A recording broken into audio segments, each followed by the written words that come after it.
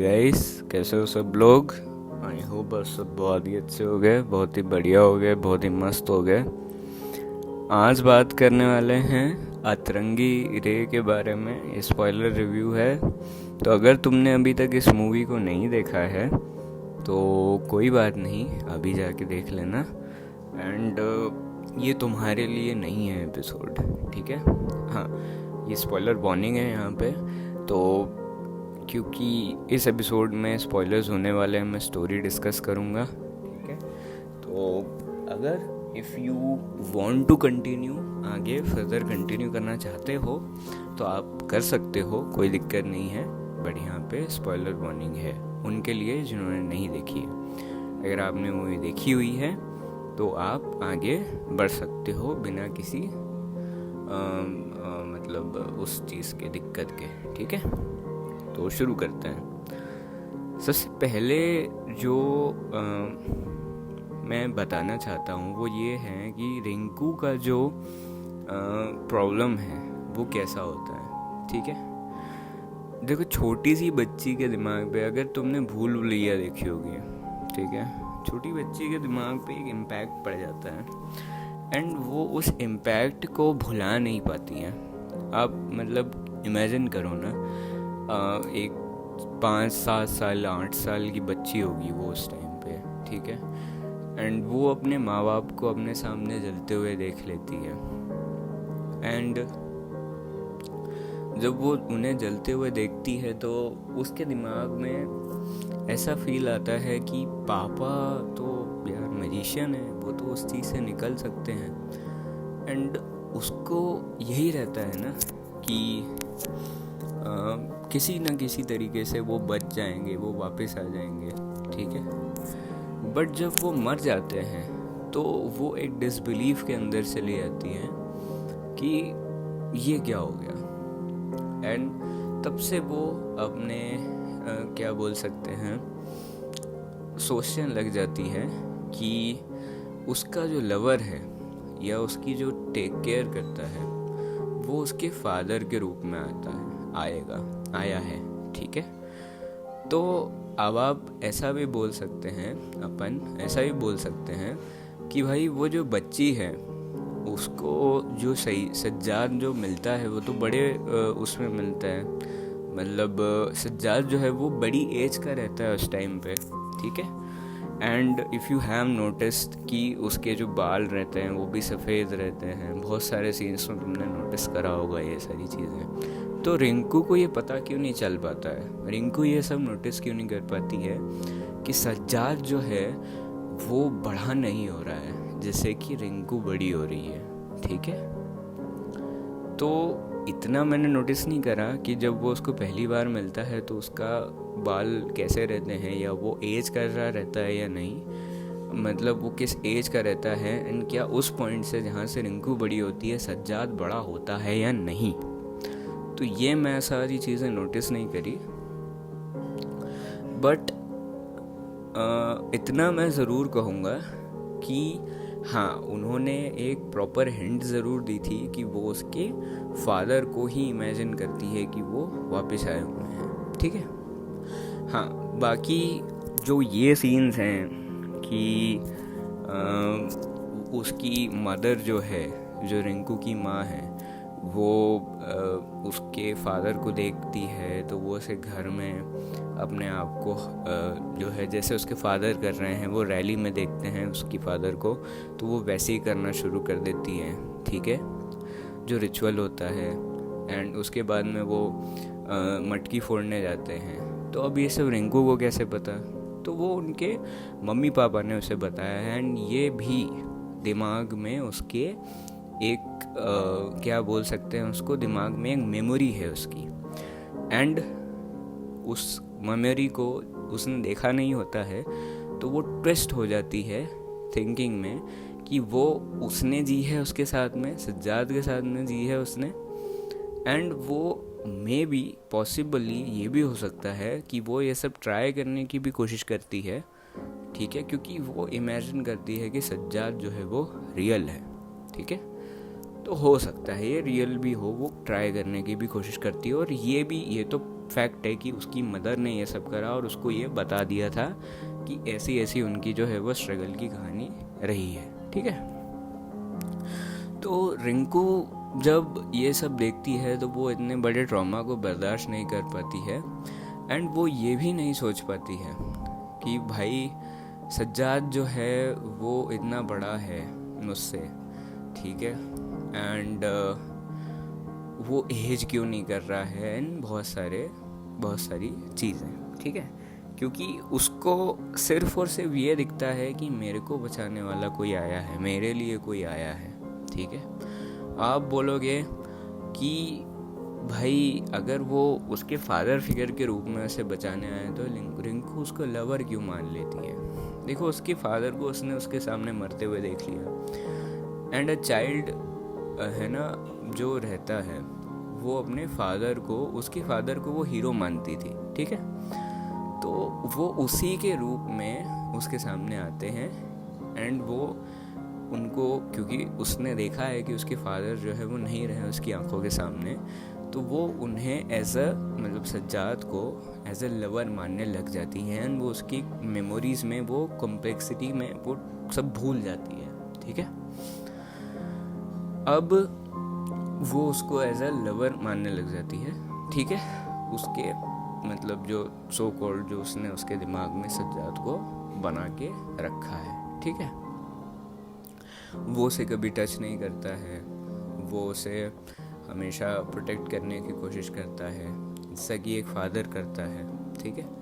तो all in all जो जैसा उसका जो फिगर बना के रखा है वो तो उसके फादर का ही है, बट रिंकू उससे प्यार करती है, ठीक है। तो ये एक कन्फ्यूजन मेरे को ऐसा लगा कि मेरे को बताना चाहिए था। उन 2-3 ऐसे कन्फ्यूजन्स थे जो उनके मेमोरीज़ के कन्फ्यूजन्स थे, वो भी मैंने बताने की कोशिश करी। वो किसके साथ में भागने का सोचती है, तो वो उसी के साथ में भागने का सोचती है। वो क्यों भागने का सोचती है? क्योंकि उसके घर वाले उसे उसको बोल सकते हैं कि उसे पसंद नहीं करते हैं, ठीक है, या पसंद नहीं करते हैं उसको। वो ये नहीं चाहते हैं कि, क्योंकि तुमने देखा भी होगा ना, शादी के बाद उसकी शादी करवा देते हैं तो वो कौन उसका खोज खबर लेने के लिए कोई आता है, या उससे कोई पूछता है फ़ोन लगा के कि कैसे हो, ठीक है। पूछा भी होगा तो बताया नहीं मूवी में, बट ठीक है। तो उसके फादर उसको प्रोटेक्ट करने के चक्कर में, या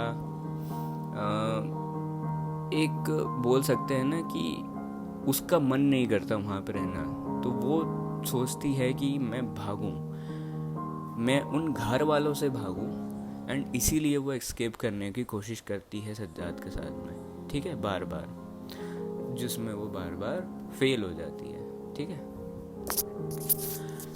एंड ये जो ट्रॉमा है ये होता है लोगों के साथ में।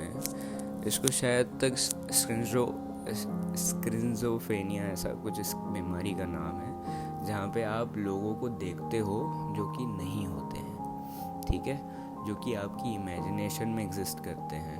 एंड वो बहुत, अगर ज़्यादा बीमारी बड़ी हो जाती है तो वो आपसे बात करते हैं, वो एक पूरे के पूरे इमेजिनरी कैरेक्टर्स बन जाते हैं, एंड वो आपको ऐसी ऐसी चीज़ें भी दिखाते हैं, ऐसे ऐसे सिनेरियोज भी बताते हैं जिस पे आपको लगता है कि वो हैं, वो सच्ची में हैं, पर वो एक्चुअली में वो नहीं होते हैं, ठीक है। और जो दवाई वो देते हैं रिंकू को, वो दवाई भी एक्चुअली में होती है उस बीमारी के लिए, ठीक है। तो स्किज़ोफ्रेनिया, जो भी मैं अच्छे से प्रोनाउंस नहीं कर पा रहा हूँ, तो वो इस बीमारी में शायद होता है, ठीक है। इतना मेरे को, मतलब जहाँ तक मेरे को पता है, हो सकता है मैं बीमारी का नाम गलत ले रहा हूँ, तो प्लीज़ मेरे को माफ़ कर देना। हाँ, मैंने अपने जो रिव्यू है उसमें मैं बताया था कि मेरे को इसका एंड अच्छा नहीं लगा। वो मेरे को क्यों अच्छा नहीं लगा, एंड उसकी जो बीमारी का डेवलपमेंट है वो मेरे को देखो, मूवी में डेवलपमेंट इसलिए मेरे को थोड़ा पसंद नहीं आया क्योंकि उसको टाइम नहीं दिया गया, ठीक है। क्योंकि यहाँ पे 2 से 3 चीज़ें थी जिसके साथ में डायरेक्टर को जगल करना था। वो था humour, story line, message and love story, emotions. तो ये इतनी सारी चीज़ों के बीच में वो बीमारी कहीं थोड़ी दब के रह गई, ठीक है। उसके कारण वो उभर के नहीं आ पाई, डेवलप नहीं हो पाई ज़्यादा, ठीक है। एंड कैरेक्टर डेवलपमेंट अगर मैं बोलूँ तो रिंकू का कैरेक्टर डेवलपमेंट मेरे को इसीलिए अच्छा लगा क्योंकि थ्रू आउट वो किसी से प्यार नहीं कर पाती है, ठीक है। एंड जब वो करती है क्योंकि उसको एक अच्छा इंसान मिलता है एंड उस घर के अंदर उसको बांध के रखा जाता है, उसको कहीं जाने नहीं दिया जाता है, तो वो किसी से इंटरेक्ट नहीं कर पाती है। घर वाले सारे बेकार ही हैं, तो वो जब इंटरेक्ट नहीं कर पाती है किसी से तो वो बंदी होने के कारण वो जो सज्जाद है उसको और ज़्यादा प्यारा मानने लग जाती है। और अपने ओन फादर रहते हैं वो तो किसी को क्यों ही नहीं पसंद होंगे, ठीक है। एंड इसमें भी वो उनके साथ में पूरे टाइम 24/7 रहते हैं एंड उनकी मन की हर बात जान लेते हैं, ठीक है, क्योंकि वो उनकी मन की एक कल्पना है, तो वो तो बेस्ट फ्रेंड हो गए, ठीक है। तो जब उसको पता चलता है कि यार मेरे को जो है वो विशु से प्यार हो गया है, तो वो रियल लगता है, ठीक है। उसमें उस सीन का कैरेक्टर डेवलपमेंट जो भी डेवलपमेंट था वो मेरे को अच्छा लगा, तो उनका अच्छा डेवलपमेंट था, ठीक है, वहाँ पे। हाँ, टॉकिंग अबाउट द फाइनल मेरे को इसलिए वीक लगा क्योंकि वो मैं कुछ ज़्यादा एक्सपेक्ट कर रहा था और उसको मैं थोड़ा अच्छे से एक्सपेक्ट कर रहा था। थोड़ी बहुत चीज़ें कि वो एकदम से गए और रिंकू को रियलाइजेशन नहीं हुआ उसके पहले कि वो क्या बड़ी गलती कर रही है या वो एक बीमारी या एक मोह में जी रही है, ठीक है। उसको एक बीमारी है एंड वो काफ़ी सीरियसली उसके ऊपर हावी हो रही है। बस वो गई, प्लेटफॉर्म के ऊपर तुम्हें मिलेगा और फिर वो तुम्हें बताना शुरू करेगा ऐसा ऐसा हो गया है, ऐसा ऐसा हो गया है।